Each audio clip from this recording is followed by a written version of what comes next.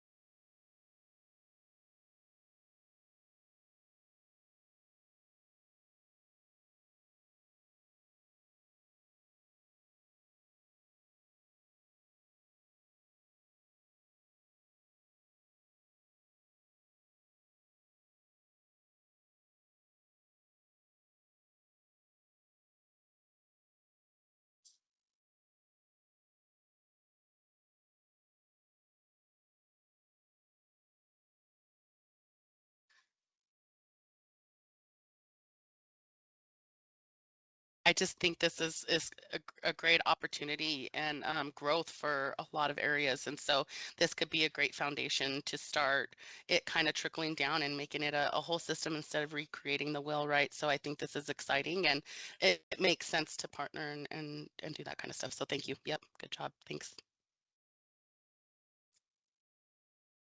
Mhm.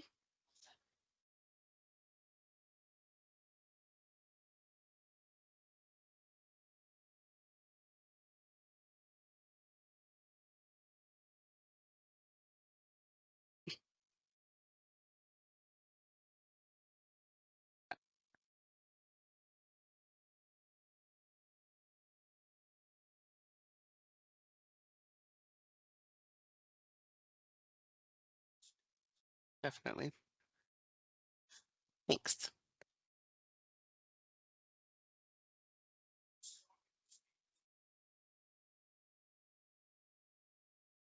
Again, I'll put my email in the chat just so you guys have it, okay? Sounds good. Thanks.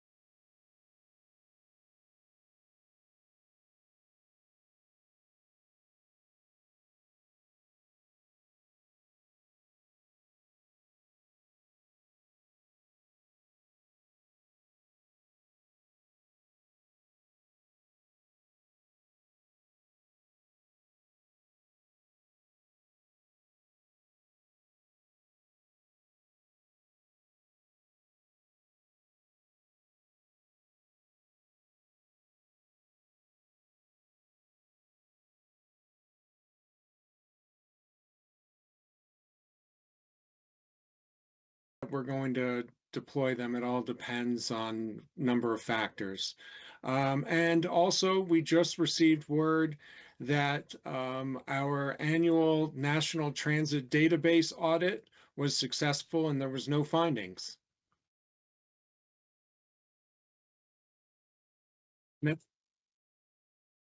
No, that's it. I was just going to say that's it.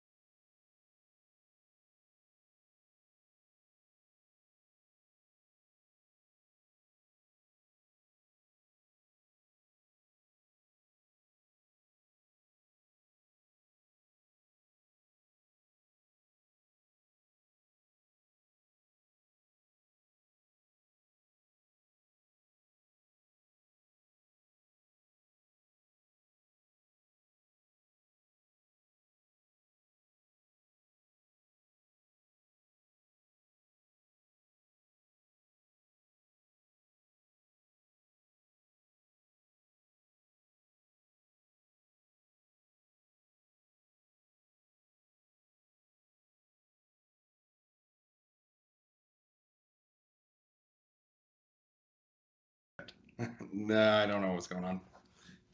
Technical difficulties. So, no, I just wanted to say, Segan, thank you for being there and providing that great presentation. That was awesome. Latoya, really appreciate you being with Dr. Max still and giving the great information and everything. I'm definitely going to lean on you some more here in the future. So appreciate you. The other things that I wanted to provide, I know PPACG does a lot of their funding through them, but there is the 5304 um, funding, so 5310 and 5311, I do believe go through. And correct me, Lisa, do you guys also award 5304? Okay, cool. So yeah, 5304 is open right now through CDOT. 5304 is planning dollars. So if you guys are looking at getting um, route expansions, you guys are looking at doing service changes and just want to see what that looks like. Definitely use 5304 if we're looking at if you're looking at doing a new uh, like a new hub or a new a new building or anything like that. This will also help you guys get through those Title VI and everything like that. And so those are open for you guys currently. If there is, I don't think there's any new members on here right now, but if there are people who haven't gotten 5304 or 5310 or 5311 through the state, we do require a new applicant questionnaire that is due by the 1st of May here. So that's coming up. And then the applications are due at the end of the month, I believe. So just coming up on that quick. And then reach out to me if you guys need any help on those. I can also get you guys connected with Division of Transit and Rail, DTR up there, and help you out there. There's also a smaller, not smaller for the funding, but just smaller eligibility for everybody. The TAP call for grants, which is Transportation Alternative Program, is coming up. They're still tentative on the dates, but it's looking like a August, September is when it's going to be opening. TAP can pay for really bus stop improvements, connectivity along trails, really, sidewalks, ADA stuff. So anything that's close to your bus stops that you guys want to improve or anything is definitely open for those things. The CTE call for or not call for projects, but CTE. NOFA should be coming out here. CTE is the Clean Transit Enterprise. They'll be coming out in June. That also should include so it's formula funding mostly, so MMT and a lot of others are already utilizing that funding. I do believe in Vita as well. And those can go to capital. What CTE is really, their goal is right now is to provide net new transit and then build and maintain things. So we're not asking you guys to keep reinventing the wheel every year and make new service, and we really just want you guys to build out a really good new service and then use that funds to maintain all those. That can go to capital purchases, so if you need buses, cars, any type of vehicles or anything, cutaways, those are a possibility. And Craig Seacrest, he's the program manager, director of CTE. He wears a lot of different hats, but he can help you out on talking you through that too. And I'm more than happy to be a part of that and help you guys through that. There's also a discretionary grant coming from CTE. That's why I really wanted to talk about it a little bit. That is coming out. Discretionary just means it's competitive grant process, similar to the TAP call. The TAP does require an 80-20, so there is a local match required for the TAP, but for the CTE, there is, and we can try to get a waiver, a match waiver for you for this first initial thing, but definitely don't count on it every year. It is definitely a reoccurring thing, so just be ready for that. But the CTE could go to buses, and right now he's trying to hold off on buildings till the future. But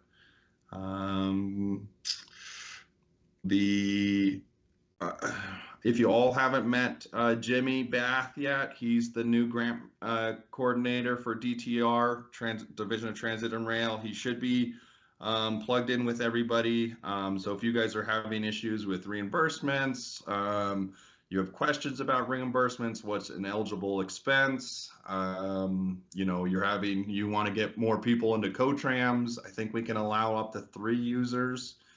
So if you guys want more people in co-trams, we can get you that access as well. Just reach out to me and I can forward that as well to Jimmy. And then we did get a new grant manager, which is, she's not new. She's from Region 3, so on the other side of the mountains there in Grand Junction. Erin Killican is now overseeing all of the grant manager coordinator positions. She's great. She's probably helped out some of you guys in the past or some of your predecessors with a few things. She's helped me out a lot of things. So definitely congratulations to her. Well earned on this position. So if you guys, she'll be stepping in if Jimmy doesn't know the answer or anything, she's definitely the person to go to and rope into things. I think that's about it. We're still in the legislative process. So still waiting for the final budget to be passed. If a word to the wise, if anybody has MMOF funds, spend it as quickly as you can. I know it's under contract, I know all those things, but just try and get that money spent down, make it a priority on your end for MMOF dollars.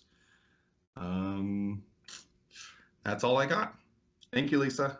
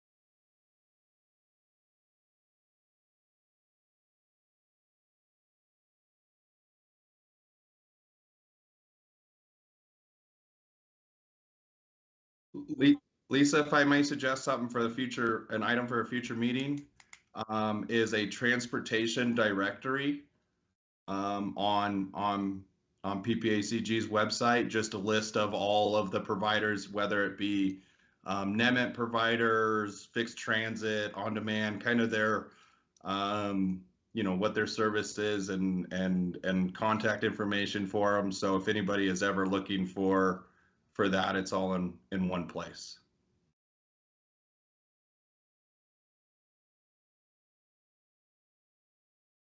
Yeah, correct. I do. Yep.